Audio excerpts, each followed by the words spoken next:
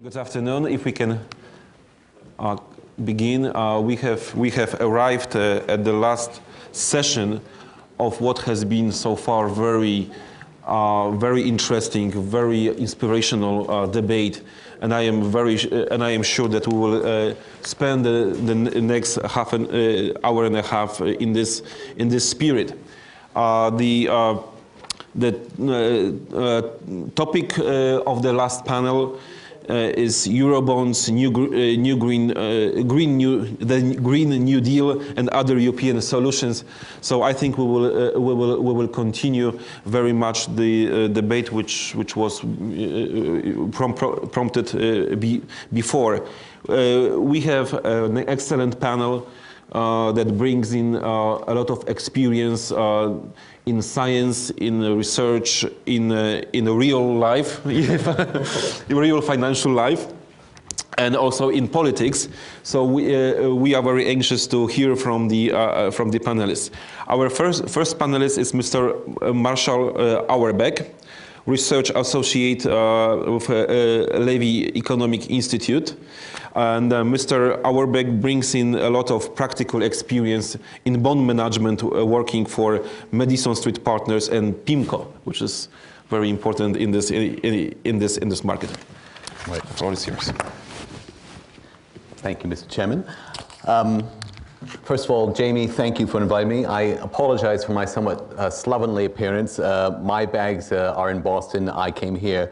So that's American aviation for you. If you like financial deregulation, I can tell you that it was anticipated 20 years ago by American aviation. So I am speaking, as the chairman said, from the perspective of a financial market practitioner. I've been in the capital markets for 28 years. I've never created a CDO, CDS, anything like that, any of these horrible alphabets. I've been quite straight, plain vanilla in terms of the things that I do in the equity markets. And I'm also a great believer that, excuse me, finance should be a handmaiden of industry and manufacturing and not the other way around. So I want to stress that there are still a few of us that believe in this sort of thing. So I'm going to try to offer some proposals somewhat similar to what Giannis was discussing earlier, but I'm looking again at something which I think is fairly modest and which I think would work within, given the existing historical and institutional constraints. Now, clearly, we have discussed so far what doesn't work. If you look at this from a historic context, you could argue that we've been dealing for the last 150 years with the same problem, which is to say that how to deal with the so-called German problem. Now, when I use that term, I want to stress, because I know that there's been some feeling that there's a bit of visceral anti-German feeling, and I'm using it in a very limited historic context. I'm speaking about it in the sense of a country which is very economically and politically powerful, and how its neighbors deal with that. And that has been a problem for, really almost since Bismarck unified the country back in the 1870s. So, of course, the first option was after World War I, we tried the Carthaginian option, and that clearly didn't work. Mr. Keynes noted that in his Economic Consequences of the Peace, and in some respects I find it extremely ironic that the Germans have not read that book when they ponder what they are doing to Greece and contemplating doing to Italy. So after World War II we had dismemberment. That worked for as long as the Cold War worked, but clearly once the Soviet Empire fell, Germany was going to be reunified, and so clearly the country was going to be reconstituted as it was before. And now we have the third response, which is the currency union. And as our speakers have pointed out, there are many problems with that. Clearly, a currency union in the absence of a fiscal union has been highly problematic. Here's the core problem, which I think we've all touched on, but I'll say it explicitly. The problem with the Eurozone is that each nation gave up its sovereign currency in favor of the euro. National central banks have to get euro reserves at the European Central Bank for clearing purposes, and the ECB in turn is prohibited from buying the public debt of governments in the primary market. So this is a similar situation to what you have in various US states or Canadian provinces, which along with the euro nations need to tax or borrow in order to spend, or they are dependent on the markets for their funding.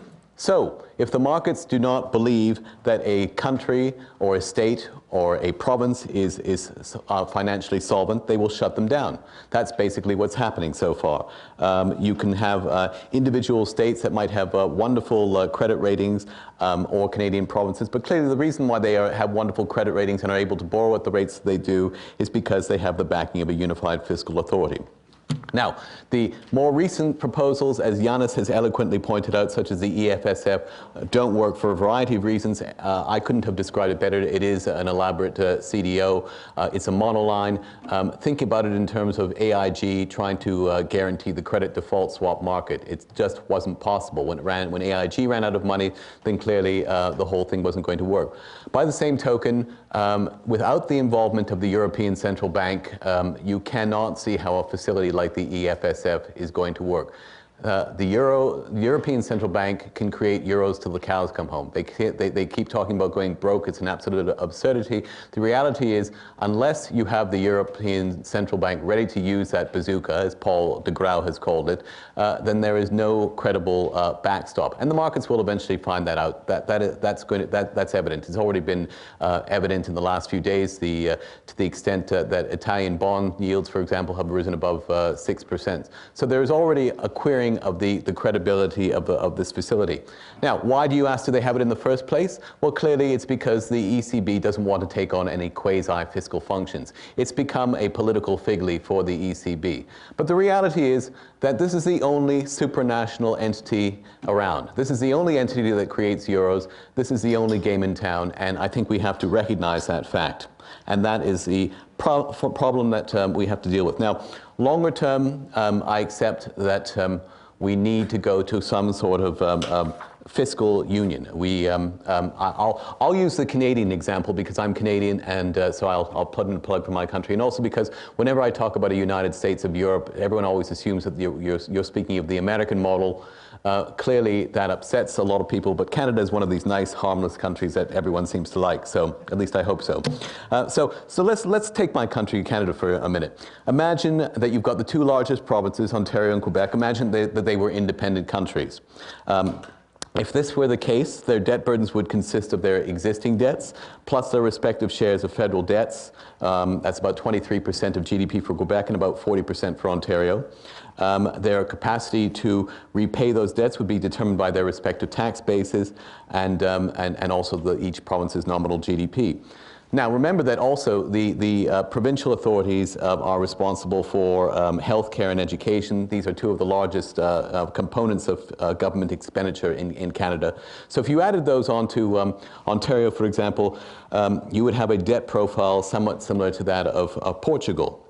And if they were independent countries, they would not control the currency in which they issue the debt. The Canadian dollar is, of course, controlled by the Bank of Canada and the Canadian Ministry of Finance. So, given the poor fiscal fundamentals and the inability to print, then clearly you would expect to have much higher yields, but obviously you don't have that because of fiscal federalism and the pooling of risk. But I agree with Yannis. That's a very nice ambition to have, but it's also clear that you can't do it under the current crisis conditions. That's the lousiest possible way to construct a United States of Europe. And in addition to that, the other problem is that you know, the markets, in a sense, are asking the impossible of the European Monetary Union countries. They are effectively asking them to overcome centuries of history, culture, different lifestyles, and to meld and to make institutional changes of a magnitude within months that, you know, that really should evolve over a decade or more.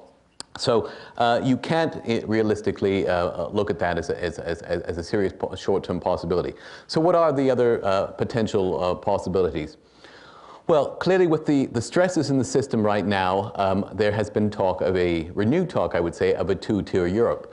I think about a month ago, Hans Olaf Henkel, who's one of the leading industrialists in Germany, suggested that you actually... I'm sorry? Has been one of them, yes, okay. Well, he has been one of the leading industrial voices, and he has called for, in effect, Germany to withdraw from the European Monetary Union to set up a new, well, he doesn't want to call it a Deutschmark bloc. I've given them two names, so you can call it the Neuro, and you can call the ones that remain the Pseudo, if you like, or maybe the Soro. Maybe those would be two good names. The point is, he has suggested that it is becoming an increasingly prominent decision by a number of German people. But as has been pointed out, if that did happen, there's one of two things. There are many likely consequences of that. One is that this new Deutschmark bloc, I'll call it that for want of a better term, would appreciate substantially in value, and the German export sector would probably be destroyed in this sort of a process. So I think that's, and given the extent to which Germany relies on externally driven growth, I think that would be a highly problematic position for the Germans to be in. Now, of course, the Germans could resolve this through much more expansionary fiscal policy, but that seems to be a dirty word within that country. I mean, you mentioned fiscal expansion or Keynesianism, and Weimar is always thrown back in your face. So that's one problem. There would also be a problem in terms of the shock to the payment system. It's questionable whether the euro would survive, the Mediterranean euro would survive without a Deutschmark bloc. That's another thing to point out. I think it would be a particularly disastrous situation for France, because as much as France likes to think that it's made many of the so-called Teutonic style adjustments that have been made by the Germans, I don't think that's clearly the case. France is still, in many respects, a Mediterranean country. So if France was to elect to join the Deutschmark bloc along with the Germans, the Austrians, the Benelux countries, etc., it would face an enormous competitive threat, for example, from Italy, whose industrial and manufacturing profile, I think, is very, very similar. And I'm not sure that the French people, this is after all the country that invented the guillotine, I'm not sure that the French people would display the same kind of self-discipline that Germany displayed during the time when it was undergoing a reduction in its own living standards during the reunification period. So that, I think, would be a serious challenge. And ultimately, I think it would be a very bad deal for the German people themselves, because what would happen is that you would have a super cheap southern currency, soft currency zone with this new euro. I think German manufacturers, the multinationals, would constantly be using that as a means of driving German wages lower, because of course if the cost differential got to be too extreme, they would simply relocate their factories to Italy, Portugal, Greece maybe, etc. And the quid pro quo would be that the German worker would have to reduce his wages and benefits. So clearly you would have a race to the bottom, and I think ultimately, even though it does seem superficially attractive, I don't think it would work, and I don't think it would even be in most of Germany's interests. And by most of Germany, I mean the non-finance capital part of Germany. So those are the things that don't work. Now I'm going to try to give you something that does work. It's an equally modest proposal, but I think it's somewhat different than what Yanis was suggesting. It is what something that I've worked on with my friend Warren Mosler. Some of you are familiar with his work. Like me, he is a financial market practitioner. What we have discussed is the idea of a revenue sharing proposal on the part of the European Central Bank. And this strikes us both as the most technically feasible proposal going forward, as well as one that I think would be consistent with the recent strictures set out in Germany's Constitutional Court decision. So our proposal is for the ECB to distribute trillions of euros annually to the national governments on a per capita basis. Let me repeat that again. It's on a per capita basis. It goes to every country. It doesn't violate the no bailout rule because it will be going to Germany as well as Greece or Italy. In fact, Germany would be the largest beneficiary because on a per capita basis, it's the largest economy and therefore would be the largest recipient of funds.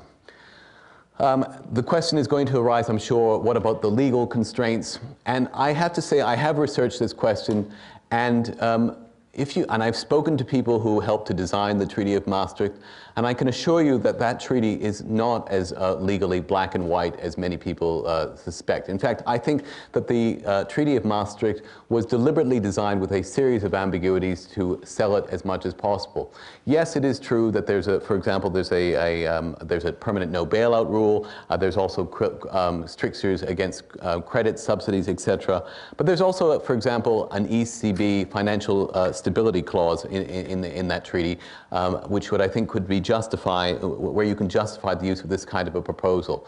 And the point is that if you say that this is a transitional institution before you get to the fiscal federal union, then I think you would argue that it is a temporary institution in place designed to deal with a specific financial problem and not one which is going to be there forever.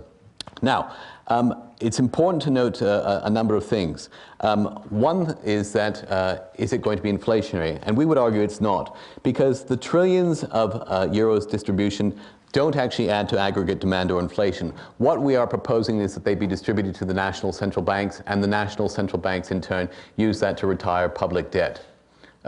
So what happens effectively, functionally, is money goes into the national central banks, debt is then bought, and you have it replaced with reserves in the banking system. Now, as most of us know, reserves are actually cannot be used for lending purposes, and the buildup of reserves in our banking system is not inflationary. This is not just a view of a few crackpot heterodox economists at the Levy Institute or at Bard College. This is actually something which has been recognized by the New York Federal Reserve. It's also been recognized by the BIS, which is, as you know, the central banker's central bank. They produced a study about 2 years ago where they said, if bank reserves do not contribute to additional lending and are close substitutes for short-term government debt, it is hard to see what the origin of the additional inflationary effects could be.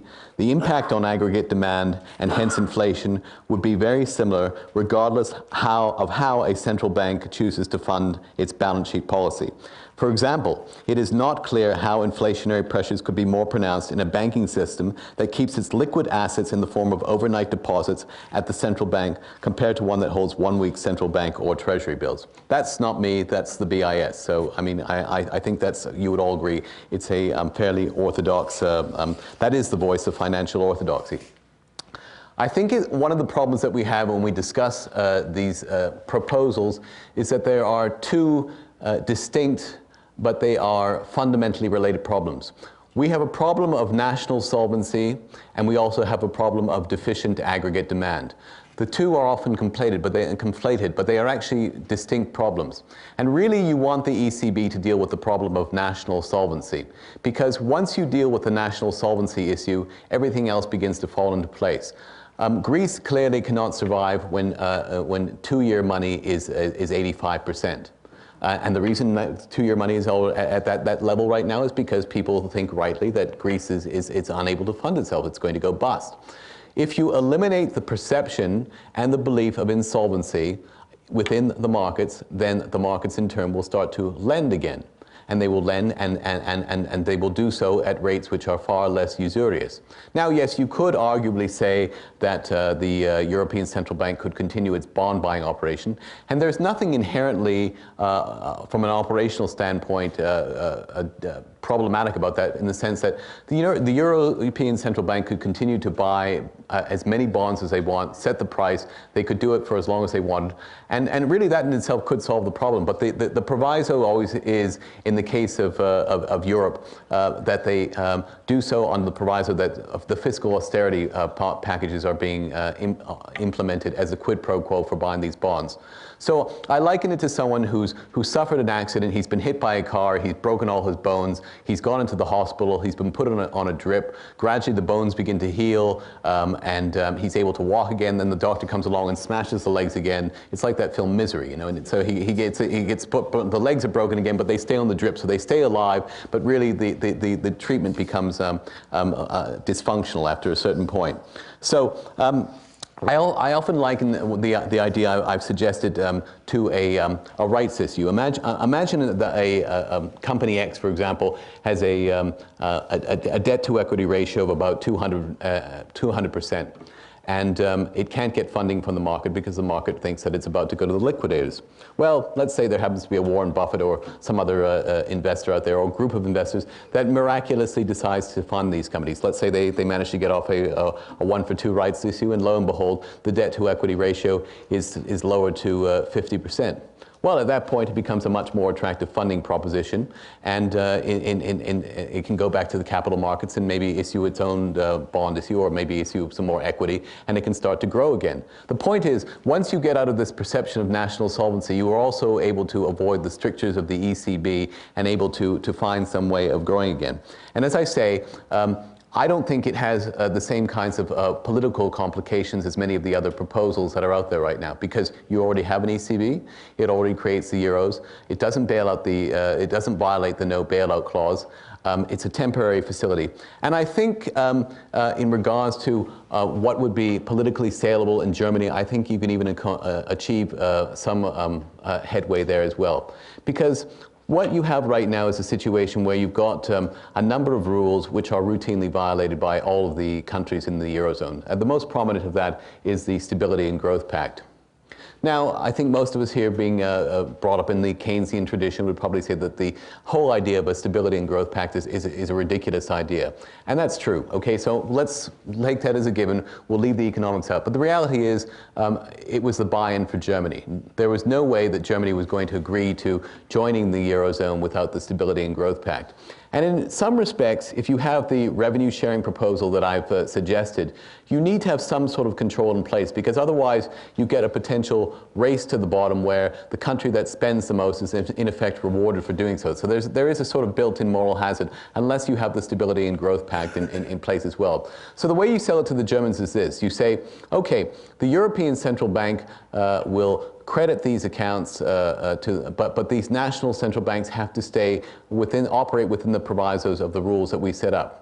Now, why is this different from what we've got right now? Well, it's different because it's much easier to withhold something from someone, to withhold carrots from someone, than to try to take something away from them. Imagine you're a bureaucrat right now going into Athens saying, you violated the Stability and Growth Pact, and we want to fine you, and we're going to try to take 100 million euros out of the country right now as a fine. That person would be lucky to get out alive.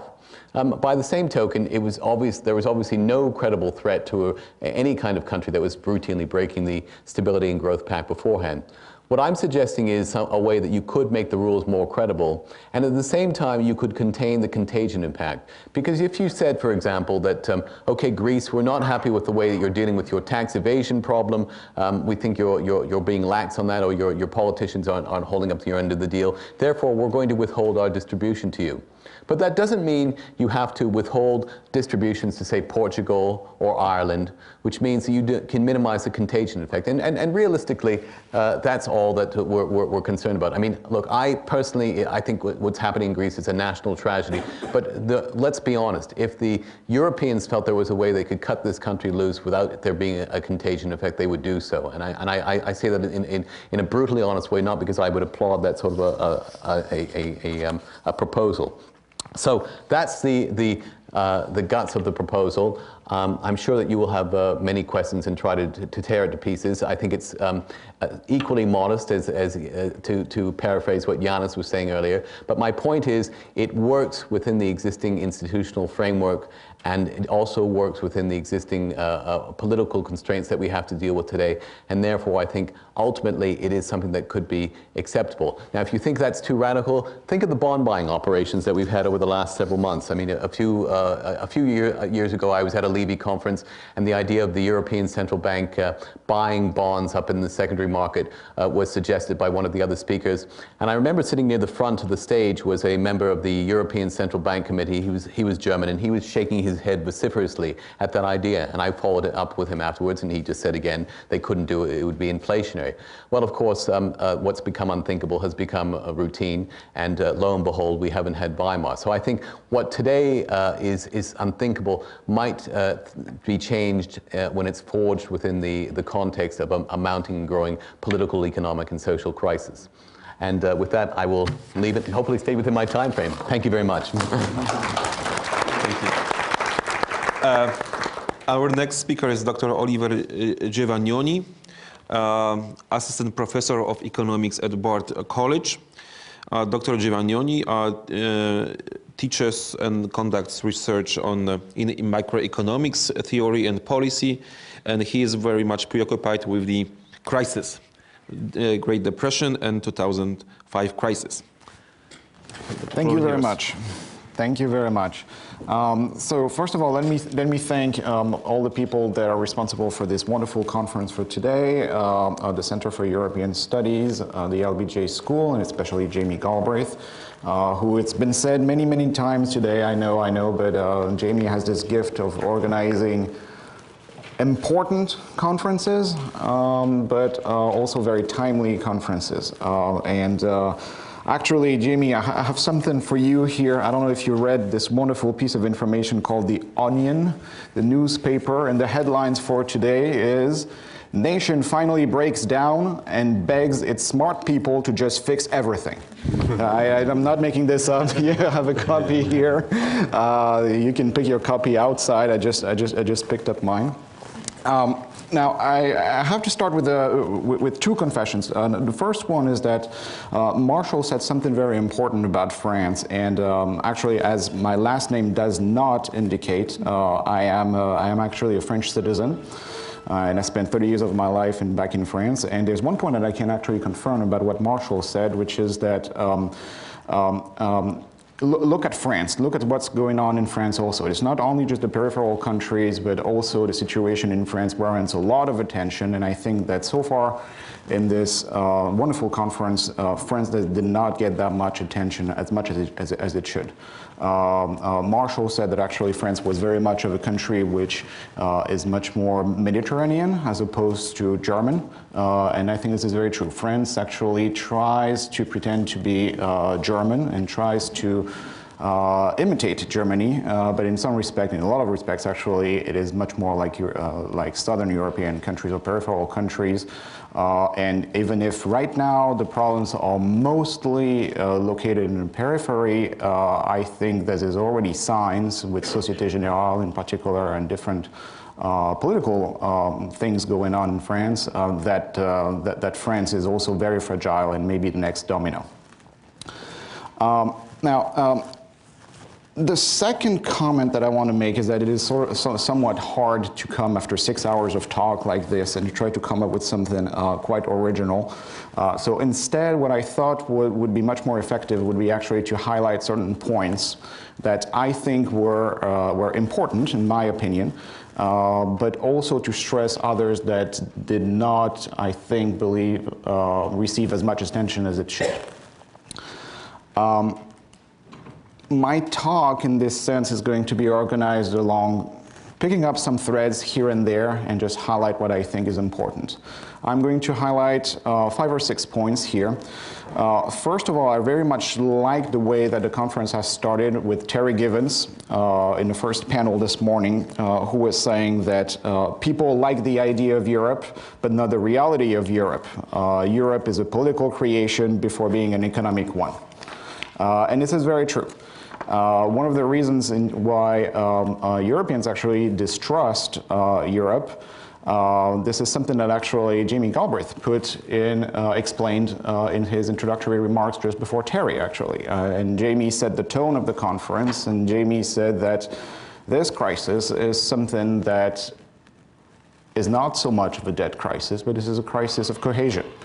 You have countries in the north, and especially Germany, all the export-led countries are actually pulling apart from the countries in the periphery.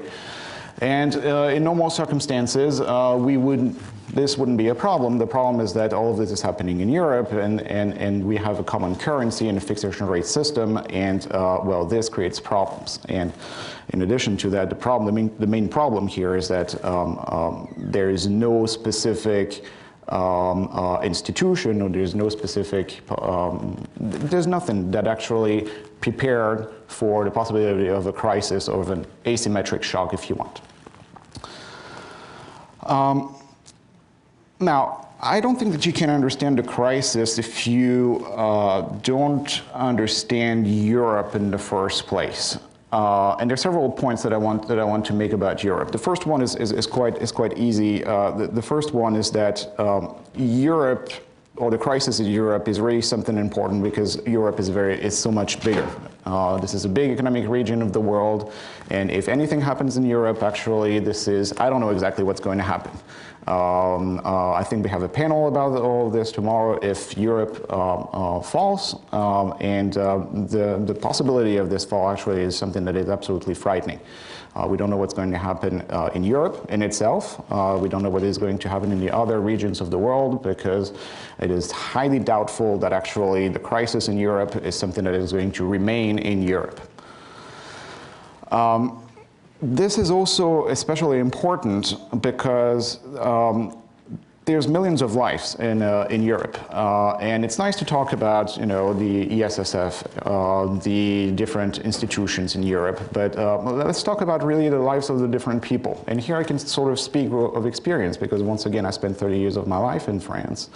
And the economic situation in France for the average Frenchman, which actually I was until I moved here. Now I've become a little bit more of an average American and gained a few pounds in the process, by the way. The average living standard is not all that great. The average living standard in Europe, once again, this is an average, there's huge disparities across Europe. The average living standard in Europe is about 30% that of the average American. And actually, when I was looking for a job and whether I would actually work in Europe or in the United States, I made some economic calculations, and there's big differences here. For an assistant professor, this is my typical example. For an assistant professor, actually, whether you work in Europe or at least in France, I'll only mention France, or in the United States, actually the difference is the difference in between whites and blacks in the United States. That is, if I were to be an assistant professor in France, I would have the living standard of the average African American in the US.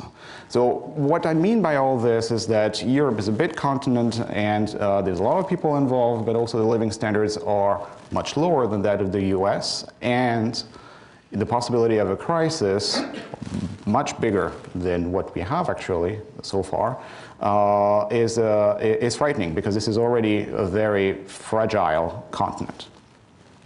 Point number two is that it looks like the crisis is really accelerating. Again, this may be just a point that we have already stressed, but let me stress it again. It looks to me that the more time passes, the more it takes time for European leaders to actually meet and decide upon different sets of economic policies, so it takes more time, and also to agree on packages which get bigger and bigger, which have less and less effect, actually. So all of this is accelerating, and really we don't know exactly where the end is going to be. As a result of those two things, because of the crisis and because of the lower living standards, we have a crisis in leadership, a crisis in economic policy in there. The policy response to the crisis has been appalling, because European leaders are not prepared for any of this. There's nothing in the institution, there's nothing in their manual that could prepare them for such a crisis. If you read the different statements of different people, I have Jean-Claude Trichet in mind, for instance, the belief in self-regulation, the belief in markets are always right, would say Jean-Claude Trichet, quite a long time into the crisis. If you do not realize, or you do not accept the reality that actually there has been a major market failure, then you cannot understand and unless solve the crisis in which you are in. Another point. This has been made, I believe. What kind of crisis are we dealing with? There's a lot of people, actually the press mostly, who says that this is a sovereign debt crisis. I have two problems with this. Number one, it's been a long time since European countries have given up any sovereignty, so it's not a sovereign debt crisis. Is this really a debt crisis? I mean, it looks to me like it's much more of an institutional crisis, and the lack of ability of leader and high officials to actually be able to even understand just the crisis that we are in. All of this makes things much more complicated because this is really the time where we need actually political leadership. And this is, again, one time where I think that Europe does not show its best side here. Has debt something to do with it? Yes, probably. But there are so many other countries who are much more in debt. Japan comes to mind, of course. I think it deserves to be debunked here. There's a lot of other countries which have more debt and do not face the same problems. And the debt levels actually in Europe for different countries before the crisis were not all that much different from the ones that we have now. But this is a crisis. It's just not a sovereign debt crisis. The other point, which I think did not get stressed as much as I would like it to have been stressed, is simply to understand that what the euro or Europe is that it's a fixed exchange rate system. And we do have some experience with fixed exchange rate systems. There's been the gold standard around for a long time. There's been fixed but adjustable exchange rate systems, the Bretton Woods system in the post-war period, and we've tried all of this for more than 150 years. We know that there are limitations to this. Or at least history tells us that there's limitations to fixed exchange rate systems. In a fixed exchange rate system, you need to have countries growing at the same rate, or else you will need a devaluation. In a fixed exchange rate system is something that does not go very well hand in hand with shocks of any nature. And therefore, you need some kind of mechanism that will actually compensate those shocks in order to maintain the fixed exchange rate. So every time that you have a financial shock, every time that you have a productivity shock, every time that you have different diverging levels of productivity, diverging levels of inflation, for instance, was mentioned before, diverging levels of unit labor costs, all of this is something which a system of fixed exchange rates actually does not necessarily in itself accommodate very well with. And all of this is something that makes me a little bit uncomfortable because this is something that is in history. We know that there has been countries going on and off the gold standard. We know that there's been massive devaluations following shocks or wars or financial panics. And this is something that we should have known. Now, for the most economists among all of us here, maybe you know Paul Krugman. Paul Krugman has actually made this this point on his blog that we are living in a dark age of macroeconomics. And the point that Paul is making, which is that we have lost a lot of historical knowledge that was hardly won, and we've lived through a lot of experiences. And I think that Paul is right, number one, but Paul was talking about the economics profession. I want to sort of extend Paul's point to the European system, where it seems to me that a lot of European leaders have actually fallen to this trap of the dark age of macroeconomics, and have forgotten history, that actually you need things that will actually compensate in countries who are running large surpluses and are in a monetary union. You need something that will compensate and that will recycle surpluses in the rest, in the deficit countries. If you do not have this, and if you have a system which is pretty much a system that we have now, where Germany is pulling apart with export-led growth, then you have to accept that well, other countries are actually net importers, and that therefore they are net impoverished by the German dominance. And how can you maintain a system just like this? The European answer, of course, is that, well, all countries are individual states and that they should be as virtuous as possible, and that it is Greece or Portugal or Spain or Ireland's problem in itself, and that those countries should actually increase their level of competitiveness. But how can you do this? it seems to me that all the institutions that we have, the Maastricht Treaty, the Growth and Stability Pact, do not promote this. Actually, every time that you try to promote economic growth in the periphery area with Keynesian policies, for instance, of deficits, well, actually you have the European Central Bank after you, and you have Frankfurt after you, and you have Brussels after you. And actually, if you even try to revive economic growth and you are going past the Maastricht criteria, you are actually sanctioned. So it's not an encouragement. It's not an encouragement for economic growth. It's not an encouragement to provide a new structure to your economy. This is really a penalty. If you even try on your own to achieve economic growth, you are actually penalized for it. So this is a situation that the peripheral countries have faced. What can we do? Let's try to skip to policies here. I am pessimistic. I have to say that I am very pessimistic. If we are to bring the debt levels down at all, I'm not convinced of this, but if we are to bring the debt levels down at all, there are essentially four ways of doing this. First of all, you can have a primary surplus and promote austerity, and we know how this is going. You can actually erode your debt levels with inflation, or you can make the payments of the existing debt easier to pay down by promoting economic growth.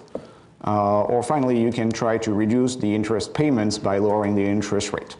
And among those four possibilities, so a primary surplus, inflation, economic growth, and lowering the interest rates, among those four possibilities for lowering the debt to GDP ratio, Europe only takes into account number one, which is austerity. Promote austerity, do not create inflation, do not generate economic growth, and do not lower the interest rate.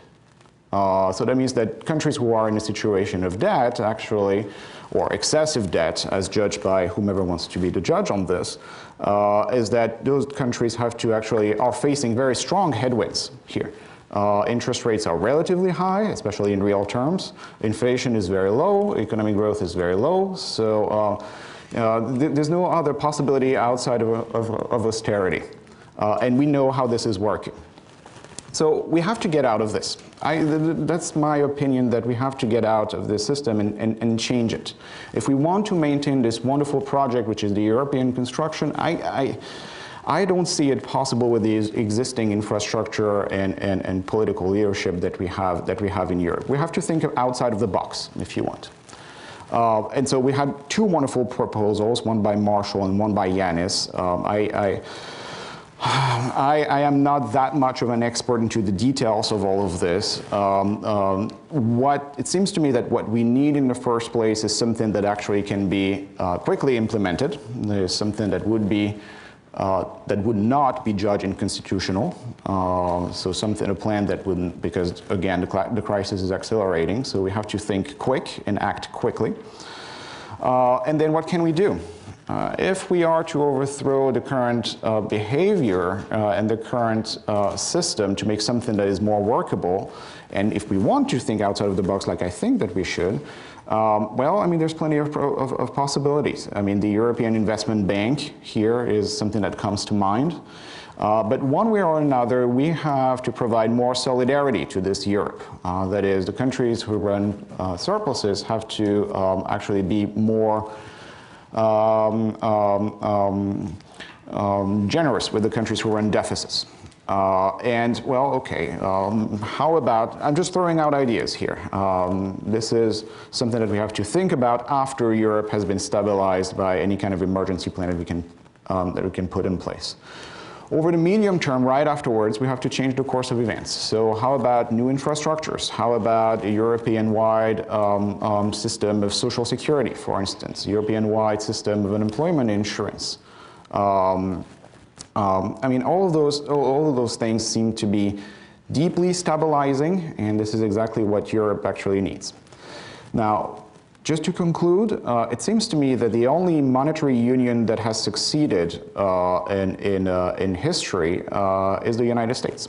the United States has managed to actually maintain this monetary union for a very long time. And Europe is, or at least the Euro construction, has failed in 10 years. So what did the United States do that, that Europe didn't do? And this is the principle of transfers and cohesion and, that I have just mentioned. So in my opinion, given all the talks that we have had, what we need is certainly a new deal, some kind of a new deal that will change radically the face of Europe. The problem with this is that the mentality, the thinking of European leaders right now is absolutely not compatible with any of those proposals. And because I don't see those ideas of political leaders to change anytime soon, I fear that we are heading for a catastrophe. Now, I really wish that I am wrong, but this is where I stand at this point. Thank you very much. And our last speaker is Dr. Thomas Pali. He runs the Project Economics for Democracy and Open Societies. He has worked also with AFL-CIO. He brings a lot of practical and social experience to this panel. Thank you.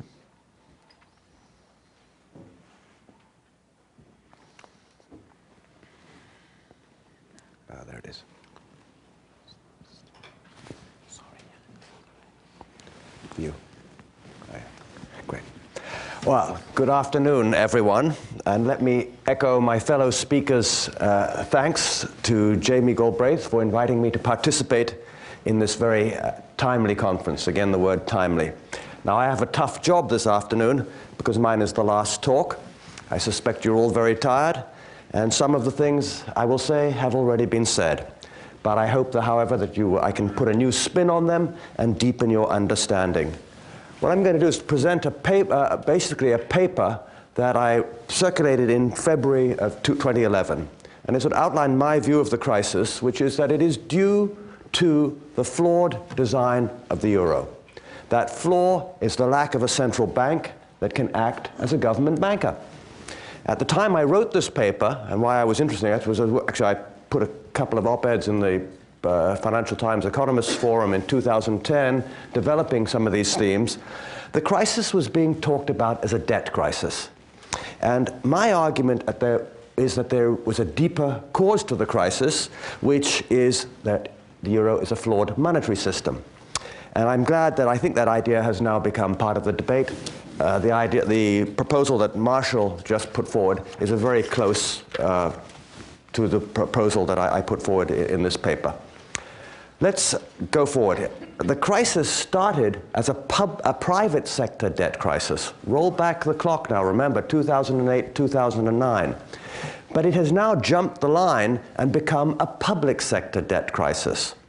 The reason it was able to jump the line is because the euro's flawed design prohibits the ECB from helping governments finance their deficits and manage their debts.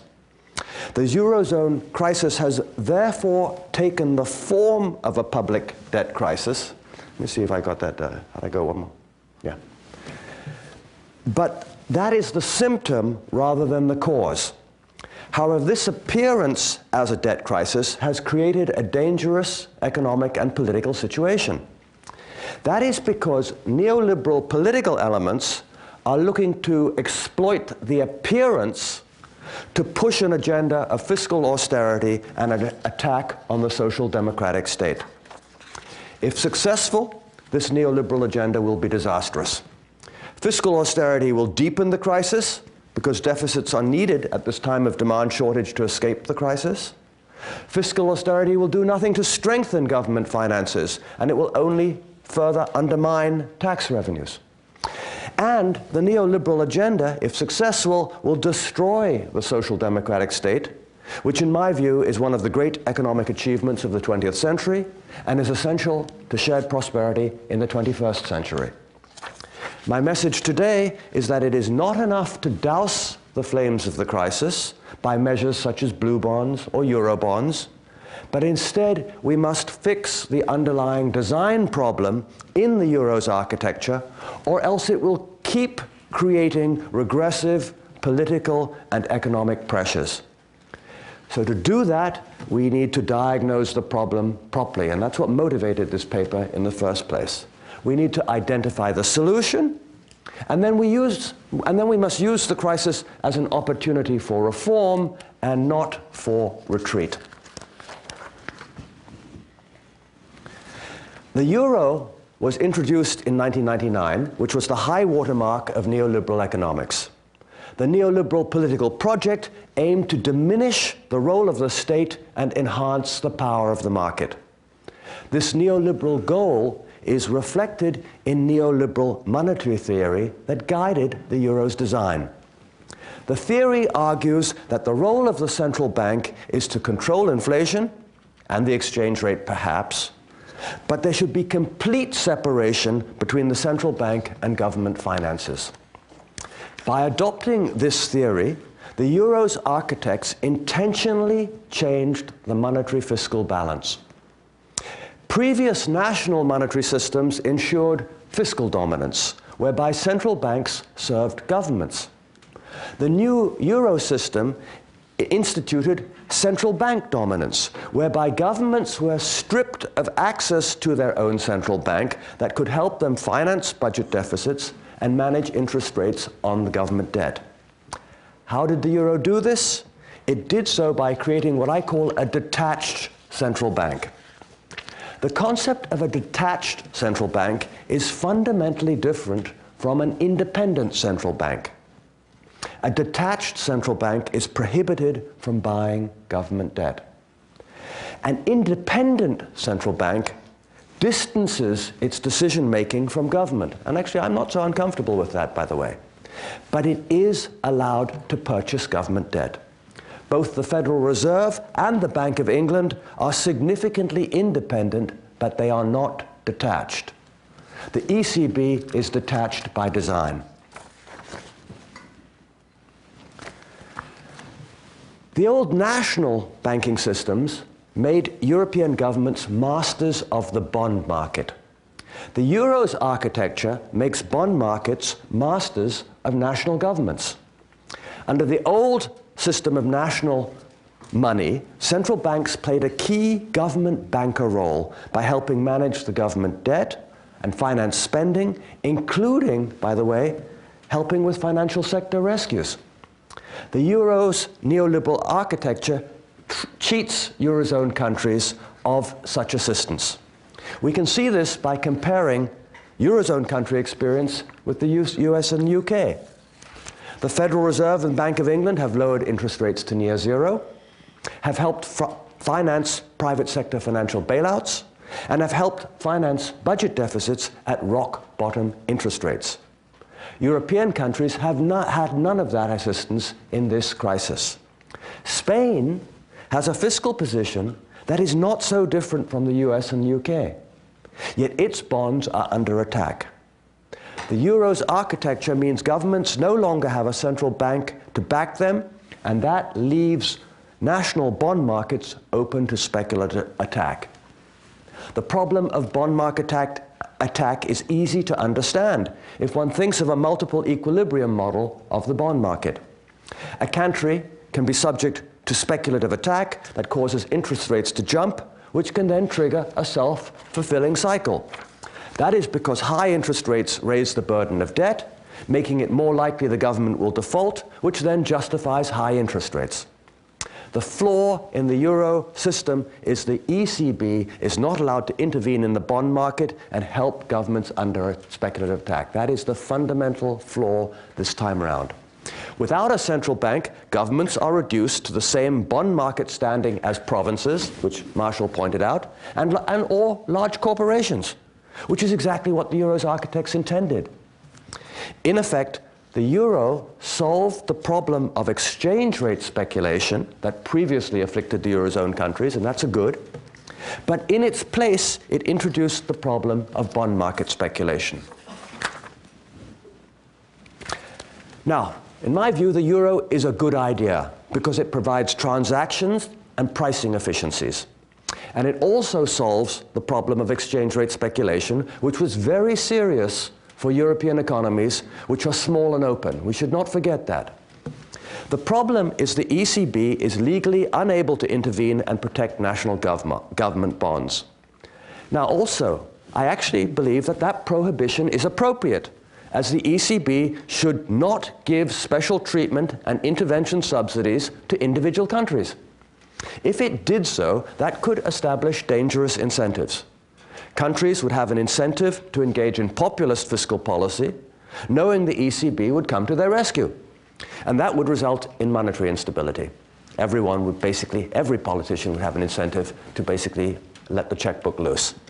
The challenge is therefore to design a system in which the ECB can help finance and defend governments, but without incentives for government fiscal irresponsibility. The solution I proposed in this paper earlier this year is a new public finance architecture. And I say public finance, that's very important. I am concerned about the financing, not the entirety of the fiscal problem, not the spending. A new public finance architecture that includes the creation of what I termed a European Public Finance Authority. There are many other vehicles that could do this. This was just the vehicle that I thought of. And it would issue bonds that would be jointly and severally backed by all member countries. They would all be collectively responsible for their own for the bonds. The critical feature that distinguishes this proposal is that the ECB would then have the right to buy and sell EPFA bonds. So in fact, this is where Marshall's proposal is basically the same as this, but I run the thing through two different bodies, but giving the ECB the right to buy and sell the paper. And I'll explain why. The EPFA would work as follows. It would have the right to sell new EPFA bonds at its discretion. All bond proceeds would be paid directly to national governments. The money would just be turned straight over to national governments. The ECB would then have the right to buy and sell the EPFA bonds that are in the market. EPFA itself would be governed by finance ministers of Eurozone member countries representing their national governments, and their votes would be calibrated on a per capita basis. Germany would actually then be the biggest voting bloc in the EPFA because it's the largest country in terms of population in the Euro. The distribution of the bond proceeds would also be on a per capita basis, as would the payment of debt interest on those bonds. In effect, EPFA would serve as a trust entity with regard to bond issues. It would receive interest, it would sell the bonds, get the proceeds, distribute them on a per capita basis to countries. Country governments would then pay back to EPFA the interest service, and EPFA would distribute that interest service to bond payments. It would be a sort of a European government trust entity. The important features of EPFA are, and this is very important, this is what makes it workable in Europe. It creates a European bond without any trace of national identity. That's critical, no trace of national identity, and that means the ECB favors none.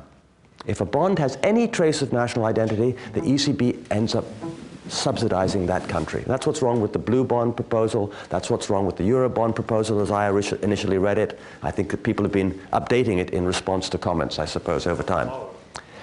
EPFA bonds, what happened there? Yeah, you lost power. Ah, well. Your powers are gone. Ah, well. Well, I'll have to, can I get it back or is it finished? Does anyone know why that happened? Are we having a brownout in Texas? Can't be. We're with the governor. Okay. Oh, there you go. No, it's gone. It's okay. It's okay. Dangerous things, Don. You're being sabotaged. They want to silence you. Finance has become. You need to buy some European government bonds. That's okay. We'll be back in a second. Let's let it slide. I was just trying to give people some headlines to stay with the thoughts as I ran through them. Since EPFA bonds have no trace of national identity, EPFA bonds can then be legitimately traded by the ECB, and that of course creates the space for open market operations and allows the ECB to take on the role of government banker for Europe, which fills the missing feature in the current institutional setup. EPFA would be able to finance, also this is important here because I want to connect it to the long-term fiscal challenge. EPFA would be able to help finance annual budget deficits for countries. And an annual issue could vary with the approval of EPFA's governing board, which remember consists of the finance ministers of all the member countries. It could have an annual issue that could vary with the state of the overall Eurozone economy. If the Eurozone economy is in recession, EPFA can run a large issue and therefore make a lot of finance available, deficit finance available. In a surplus, in a boom time, EPFA could cut back. It can basically have counter-cyclical fiscal policy. All member countries would keep receiving payments on a per capita basis, and there would be some countries that receive payments in excess of their own needs. Not all countries are the same in Europe. Don't all need to have the same amount of deficit spending at any time. They could then retire. They could then retire their own sovereign debt or build up a sovereign wealth fund by acquiring the national debt of other countries. If you don't want the money that the EPFA is issuing, invest it on behalf of your citizens, like Norway does with its oil trust fund. And so we would therefore have an ECB EPFA system, which in some ways begins to has similarities with what we have here, the Treasury and the Federal Reserve. We would have an ECB EPFA system which would move the Eurozone back to having a policy architecture similar to that enjoyed by the US and UK. The ECB would be responsible for monetary matters, including interest rates and the exchange rate, and the EPFA would have responsibility for issuing Eurozone bonds. What's very important here, all spending decisions would remain entirely in the hands of national governments, as the proceeds from the EPFA bond sales would be paid to the governments. The critical feature, again I emphasize, is the ECB would be allowed to buy and resell Eurozone bonds so that it would be able to conduct open market operations in EPFA bonds. There are some transition arrangements. Once fully in place, EPFA would assist countries with normal budget deficit financing.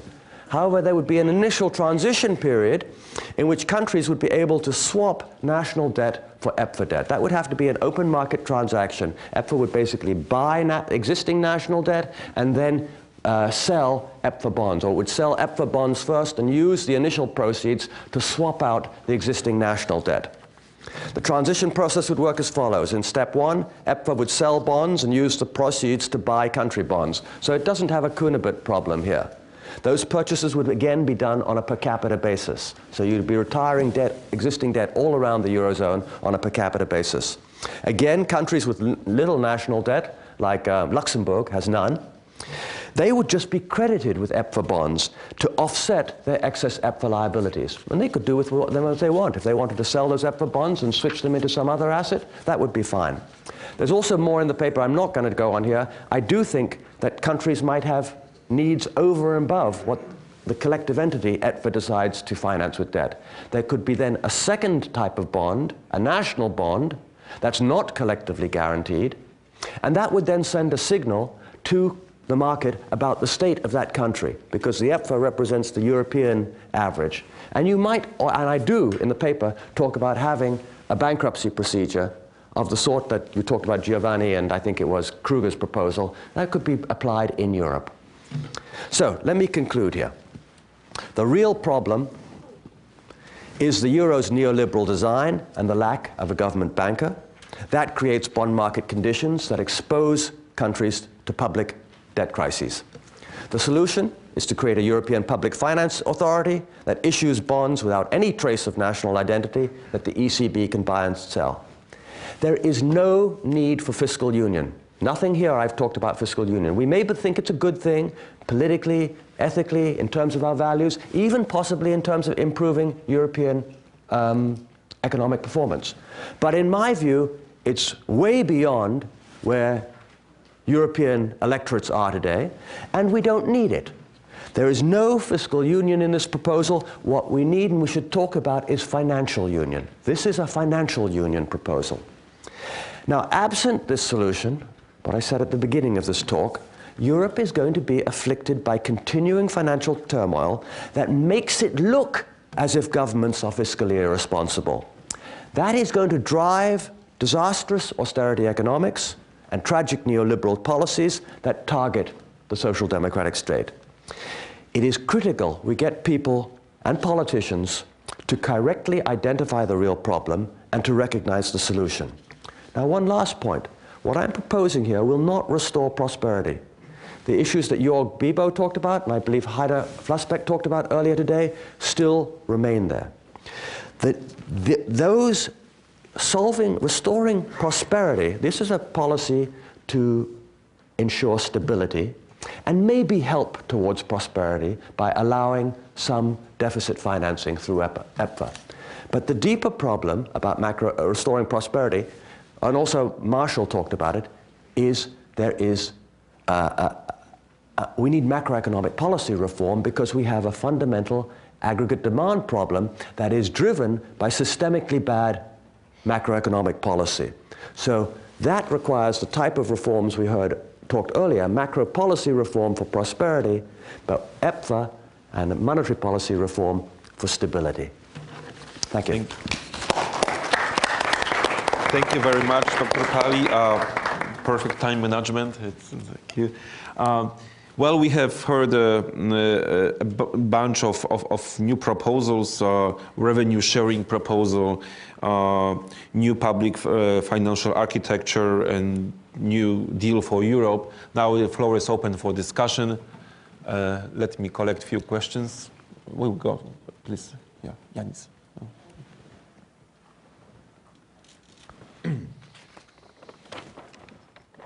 On the diagnosis, we are all in complete and utter agreement, of course. Marshall, I'm very happy with your idea. It's a clever scheme for bypassing the no fiscal transfer clauses, but I don't think that it bypasses resistance to monetizing debt. And if I didn't think that that resistance was, should be taken as exogenous to our project of convincing the power that be, then I would say let's go with your idea. But I do believe that the no monetization of debt by the ECB constraint is make or break for the European Union and for the Eurozone. But as I said, the idea of distributing on a per capita basis is an excellent one. And by the way, if you look at debt per capita in the Eurozone, you get some interesting statistics. Firstly, Greece is number 4, and Italy is above Greece, and Spain is very, very low, much lower than Germany. But anyway, Olivier, I would argue against appealing to solidarity sentiments in the surplus countries. I think we should appeal not to the needs of the deficit countries, but to the self-interest of Germany, Holland, Finland. Otherwise, it's not going to work, I'm afraid. Thomas, as you know, I've studied your proposal for a while now. I've been studying it and I've benefited enormously from that. I think it's an excellent proposal. But you will allow me to say that even though I agree entirely, as I said before, with the diagnosis of what is wrong with the Eurozone, I have 2 concerns with your proposal, and this is why Stuart and I have not incorporated your suggestion in ours. The first one has to do with the fact that, again, just like Marshall's, it does run against the phobia, if you want, of surplus countries regarding monetizing debt. The moment they will hear that your EDVA is going to be issuing bonds which will be purchased by the ECB, immediately they will think, right, they're asking us to print money in order to cover debt. And, okay, then there is a second concern. You are suggesting the creation of a new institution, which is fine. except that this new institution is going to have significant discretionary power over member states and complete lack of democratic accountability on the basis that, as you said, the larger countries will effectively have veto power over the debt refinancing of everyone else. And let me put it this way. Let's say that Germany agrees to this. As long as it remains phobic regarding the inflationary effects of money printing, they will simply not approve the issues which will be necessary in order to make this scheme work. And finally, I think you said it, but I want to make it more specific. You said, I don't want to put words in your mouth, but so I'll speak my own words. There's no growth component in your plan, and the reason why is because you want to keep this agency homogeneous, and that's a good thing because you want Eurobonds that are effectively backed by Europe and they cannot be spliced up and assigned to different member states. But that means that in contrast to our proposal that has the ECB borrow and then open those debit accounts to member states, the existence of those debit accounts allows us to then go on and say that the ECB can issue further bonds, a net issue of bonds, in order to co-finance with the European Investment Bank projects that are specific to member states and charge those debit accounts of the specific member state. This is missing here, and thus your scheme does not allow for this developmental investment-led recovery program, which would complete a new deal for Europe. Okay. We have 15 minutes altogether, so I ask you to keep the comments and questions short. Matthias and... I have a question for more of a comment, I suppose, to Olivier, and then a brief comment here to what Yannis said. You said, very brief both, you said 4 ways of solving, you know, primary surpluses, inflation, growth, and lower interest rates. And lower interest rates, they're pretty low. Today, Mario Draghi reduced the rate of interest, the basic one. The problem with the interest rate in Greece, which is not that high in real time, and it's high, 6.4, but you know, in comparison to the others, is exactly the question of, you know, how you solve this zero risk sort of asset that they don't have. And then goes to my sort of brief comment on what he said. I don't know what they're all trying to do, and you're trying to avoid, I guess, thinking of it, is manage a currency without a zero risk asset. And I don't know if that exists. Can you manage a currency? That's a question, you know, I suppose, Tom, that likes theoretical questions. Can you manage, you know, what you're doing is creating a zero risk asset that it's created by the EPFA. You know, can you manage a currency without a zero risk asset? You know, it seems to me that, you know, I don't think historically there is such a thing. We have here and here. Okay. I will collect all questions, so please be patient. Short to Marshall, because I think you have a very selective attitude toward institutions, because it's true that we have to be realistic what are financial markets and institutions. But which are they? In Europe, we have in all countries democratic institutions voted by people each year. In Europe, we have a 40% of the bank system made of small, medium banks that do their work. They support production activity. Then we have a few other institutions. We have a central banks that nobody elects. They should be department of the Ministry of Treasury or Finance, but they are independent institutions from the European system to the national countries. Then we have a few national banks that they are not national, they are transnational, and they are the roots of all this discussion we have here, because they have been speculating.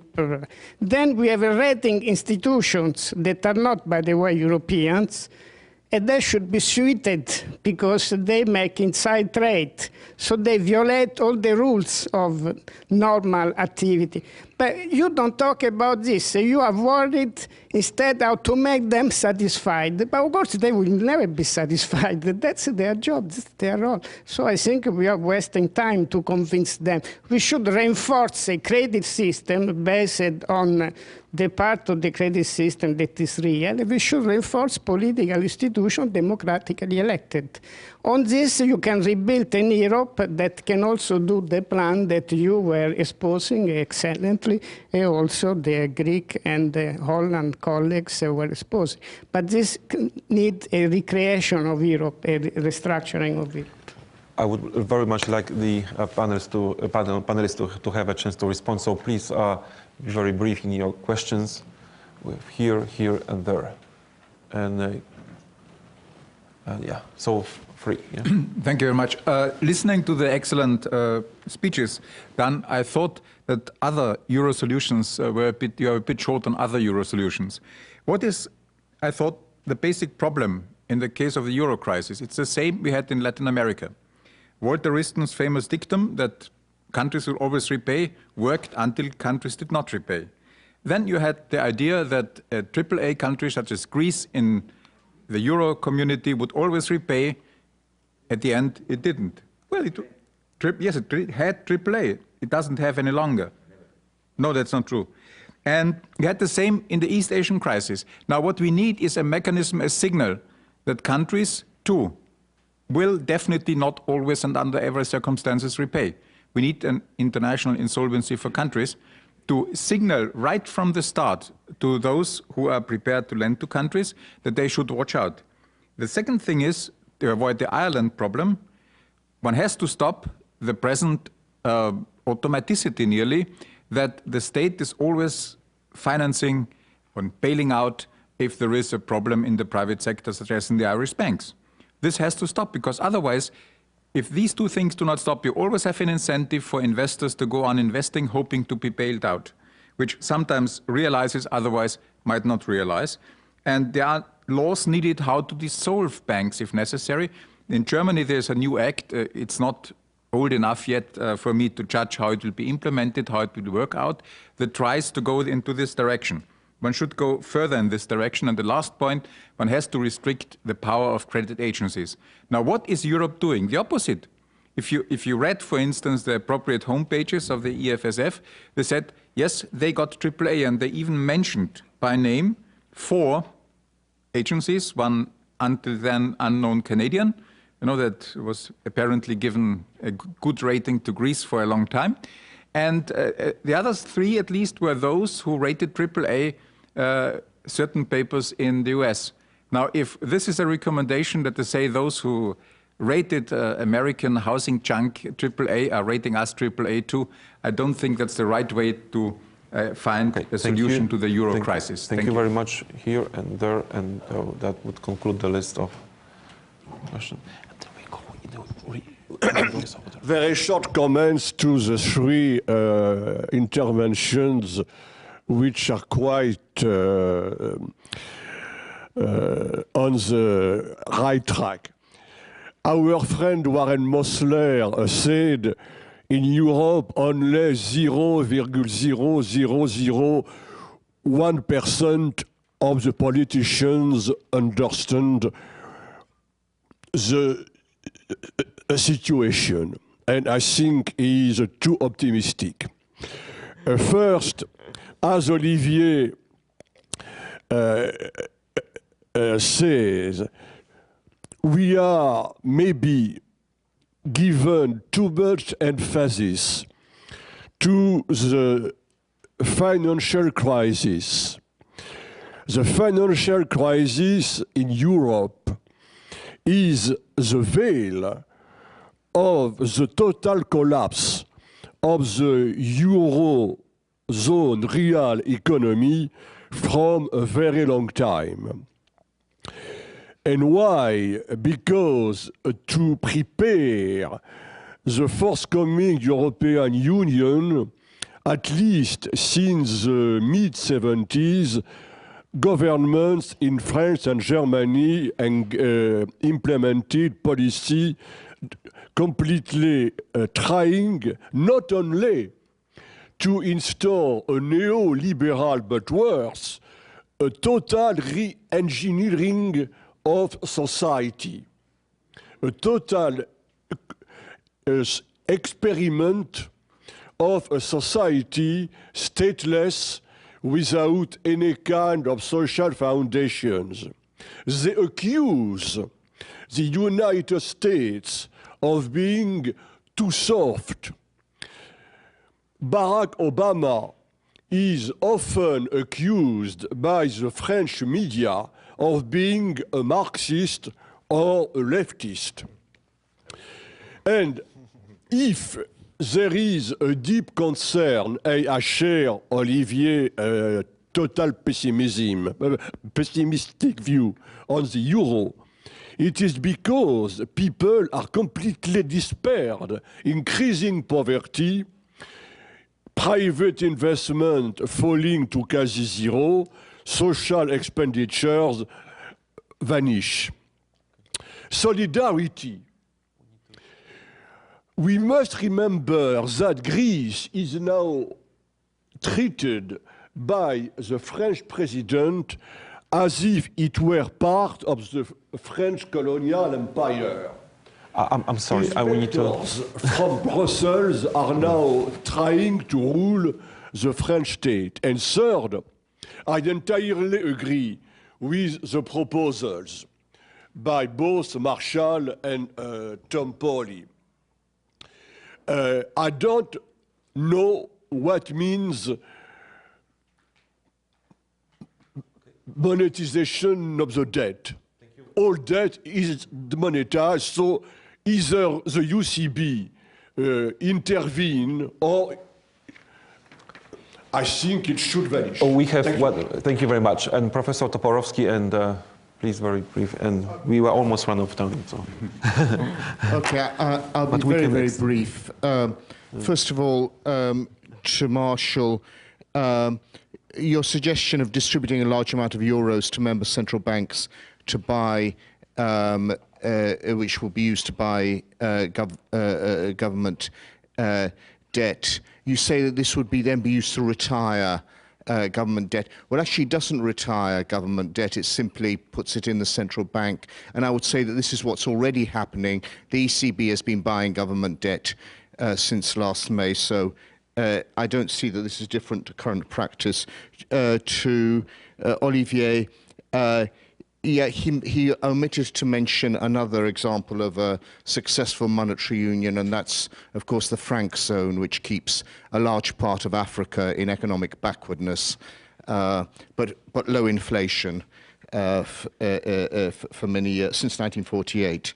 And to Tom, Tom, you always put forward very, very interesting proposals, but in this case, I cannot see what would be the point of, say, of converting the German Bund issue for EPFA bonds, which in effect you would be suggesting, because in really the issue of bonds, of government bonds, is done by a finance ministry, not a central bank, not a transnational agency, because it's the finance ministry that's responsible for taxation and government expenditure. Thank you very much. And now the panel has mission impossible to respond to all those questions. I suggest every panelist 2 minutes. Can we start with the reverse order? Yes, well, I want to respond to Yanis. Yanis, I think you don't do justice to the proposal that I've put forward. The first point to say is there is absolutely zero monetization in my proposal, because the first stage one is a debt swap done via the market or via EPFA raising funds and then paying back the new issues, old issues as they come up for repayment. So it's just replacing one type of debt with another type of debt, and there's no reserves necessary introduced into the system. That may come later when EPFA starts to help finance government deficits, or when EPFA does, or when the ECB does open market operations. But in the first stage, it is a pure debt swap. And that, by the way, distinguishes a little bit what I have proposed from what Marshall does, because Marshall is a monetization. In the first round, they just flood out euros to the governments with no matching debt created. The next thing is, why a new institution? Well, I think we need a new institution. That's exactly what I've been trying to say here. We've got to use this crisis to build new institutions that take us into a future of prosperity. And this is the way to do it, and I'll come back to why I actually think this institutional arrangement is a good one.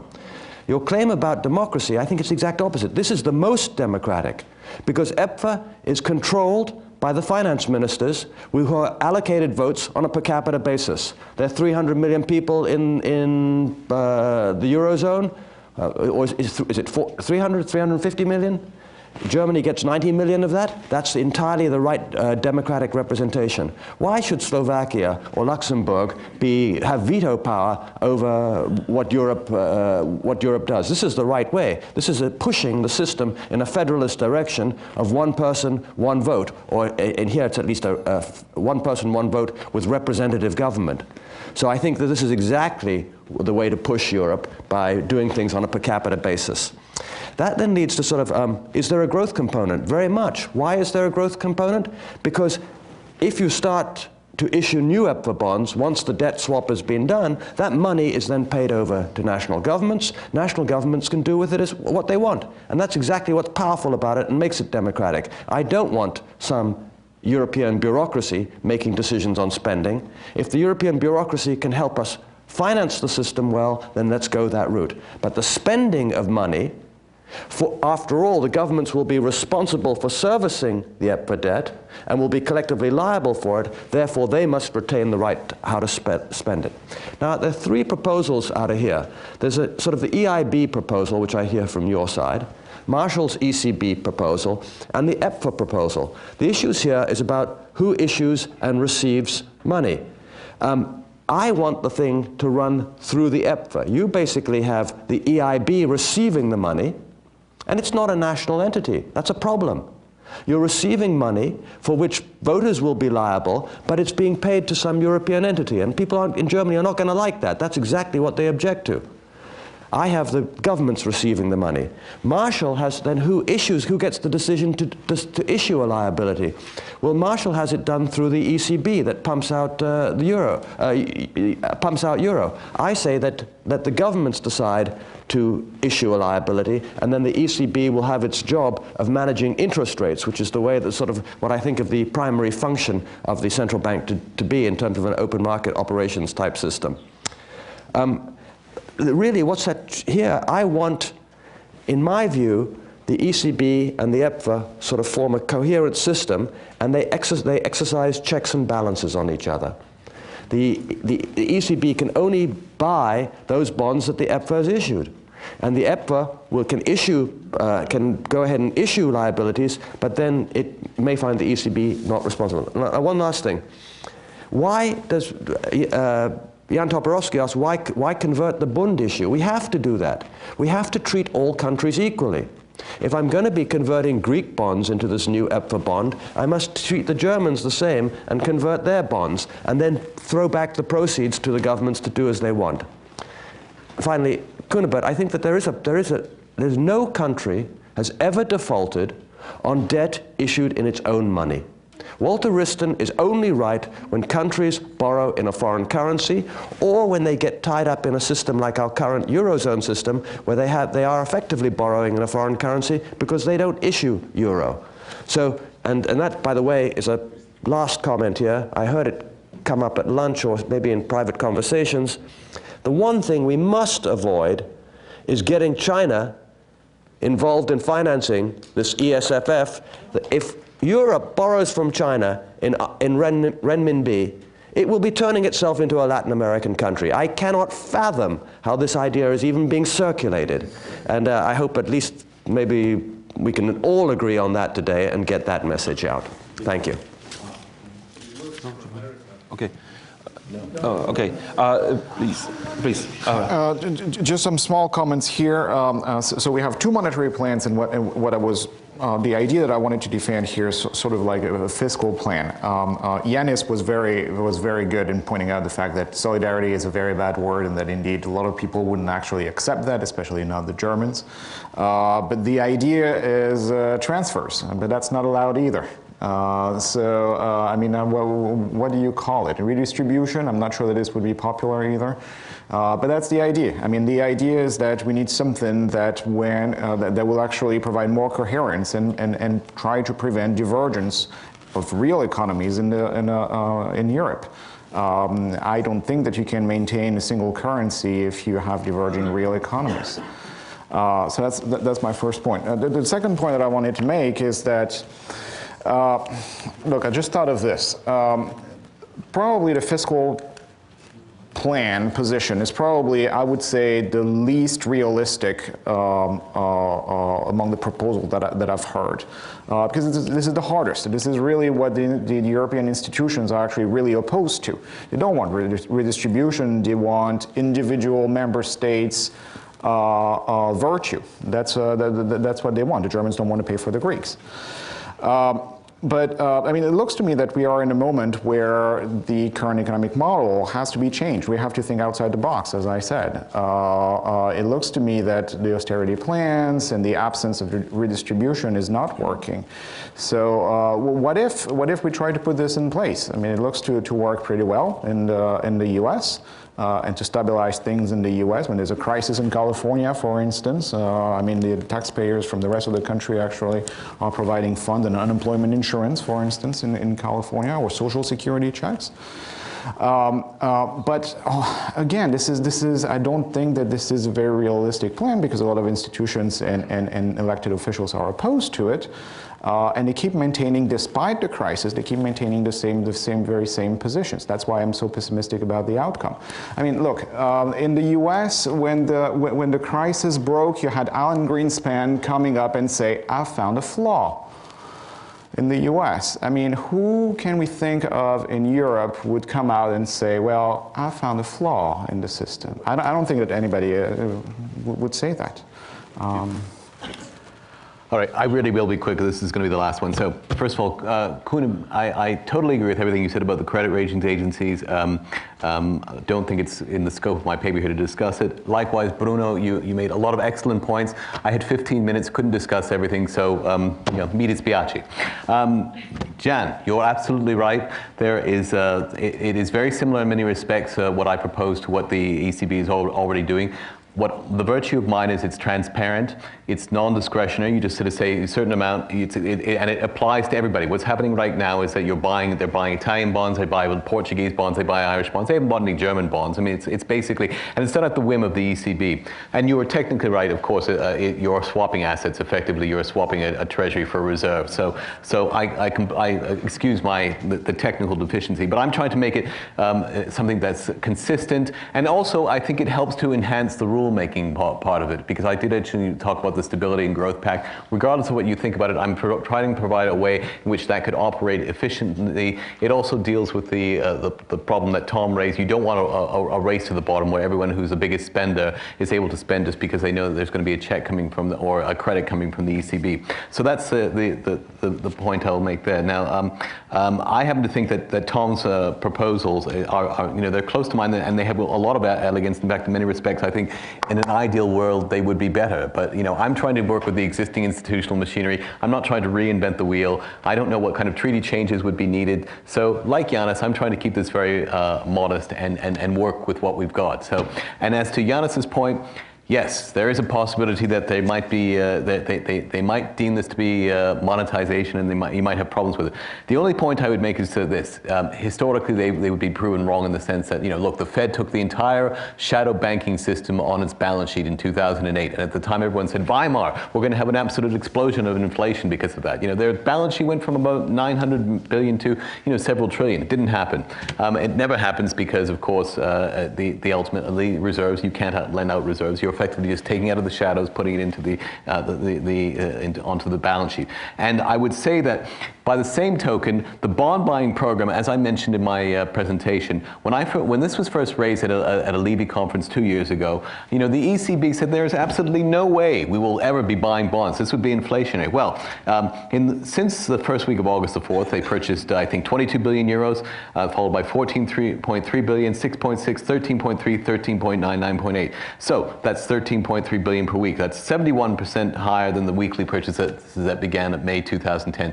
So crises have a way of changing opinions very dramatically, and I'll leave it at that. Thank you. Thank you very much. Thank you very much. I'm not an expert, but instinctively, I very much like the idea of this new European deal, which for me means to sort of get back to the roots, to the fundamental basics like cohesion and also solidarity. I don't see why solidarity cannot be sort of in agreement with self-interest. That perfectly works together.